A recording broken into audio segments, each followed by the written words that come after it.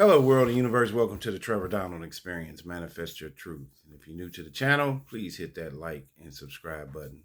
And for all my continued followers, I want to say thank you.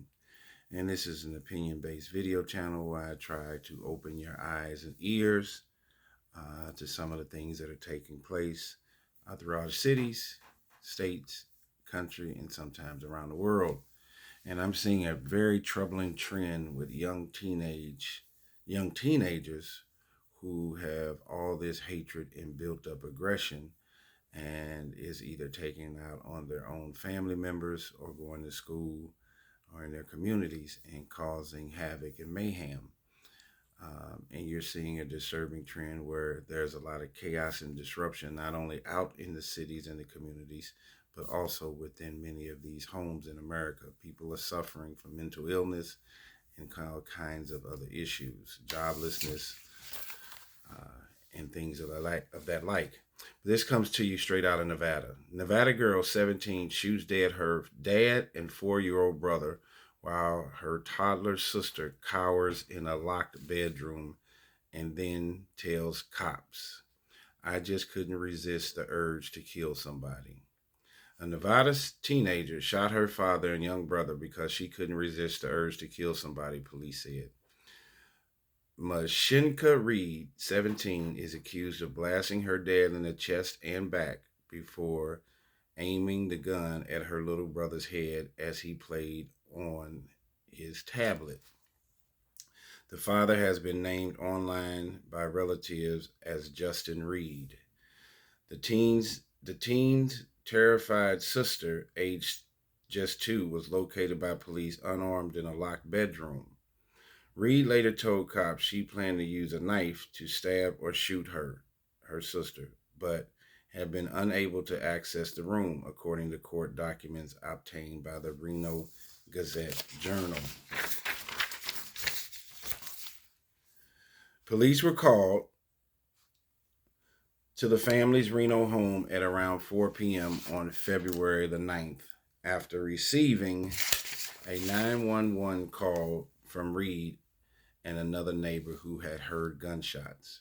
During the chilling call, Reed admitted to the 911 dispatcher she had gone on the rampage as she couldn't resist the urge to kill somebody, police say. "I shot my dad," the teen told the dispatcher during the call. "I shot my brother. My brother is dead." While officers arrived, they found a 4 or 5-year-old male juvenile lying on a couch in the living room with a gunshot wound to his head, according to the court filings. Reed's father was discovered in the garage with wounds to his chest and back. A handgun was located where the teenager allegedly told 911 dispatchers she had dropped it. EMS workers arrived at the scene shortly after police and pronounced both victims dead, the father and her brother. The Washoe County medical examiner has not released either of their identities after this took place about a month ago. Reed's sister was found after an officer kicked open a door in the back. She told police there was a knife on the family's washer and dryer, which she was going to utilize to kill, according to the report. When asked what triggered her, Reed said she had been feeling upset about her mom running away and leaving the family. She told officers she had not spoken to her mom since December. The report also stated that Reed told police she frequently was asked to watch her siblings while her dad was at work and that her brother had autism. "I asked her how she felt about being at home with the kids Monday through Friday throughout the week leading up to the incident," and Mashinka responded saying she got more and more angry for listening to her brother screaming, the report said. Reed told police she had been watching YouTube videos which gave her thoughts about torturing people.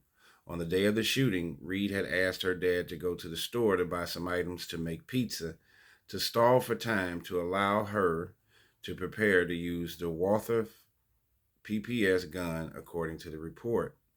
She said her father had shown her how to use the weapon a couple of years previously. Once he left, She looked up how to deactivate the safety and load it on YouTube. When he returned, she shot her father 2 arms length from the door as he entered the garage, police said. She then went into the room where her brother was on the couch using a table and shot him twice in the head, according to the court documents. Reed is being charged as an adult with 2 counts of open with deadly weapon and 1 count of attempted murder with a deadly weapon. She is currently being held in the county jail with a bail hearing set soon. A woman claiming to be the victim's relative posted a tribute to the father and son on her Facebook page a few days after the tragedy. Kimberly Reed said, "Pray for comfort from my dad's side of the family. And we lost my cousin and his son in a double homicide. The details are very sensitive and all of this is not clear. Rest easy, Cuzzy and Lil Man." What is going? I did this video and wanted to talk about this particular scenario because as I'm going through many of these true crime stories and reading this literature and these news stories, there are a ton and a plethora of young teenagers that have all this built up aggression, anger, vitriol, and want to cause harm to themselves and other people. You're seeing way too many high school fights in school, after school. Kids are videotaping and recording them. As kids beat each other up like it's some kind of entertainment spectacle or UFC fight. There's something wrong with individuals that stand around and watch a fight, let alone the 2 people that are participating in a fight. You're there to go to school to learn and to develop the 5 senses that God has given you, to develop some intellectual capacity, some psychological, so philosophical, and physical things in nature. You're not there for all this disruptive behavior, disrespecting teachers, disrespecting administrators, and then there's a ton of disrespect at home. There are a lot of young teenagers, and I'm seeing it in today's time, that have just vitriol and hate for themselves and their family and people around them. And you're seeing a increased number of teenagers that are committing heinous crimes and even murder to their own family members. Everybody worries about so much of the chaos and disruption that takes place outside of the home. There is a lot going on inside these homes, and it's very important, even with technological advances, that we have to talk to our kids, our grandkids, our nieces, our nephews. You have to have some human interaction, some human dialogue, and we're losing that with these technological advances. If you look at the story, as I said, she went to the internet and YouTube, and not knocking YouTube, but she went to YouTube to see how to load a gun, how to take the safety off. The question is, a variable question is, prior to this internet boom, 25 years ago, 30 years ago, could she have had the acumen to still commit that crime if she didn't know how to follow instructions through the internet with the weapon? So pre-internet, would she have still shot her father and her brother? I don't know. I'm not blaming the internet, but everything is a push of a button. Information is accessed at a drop of a second.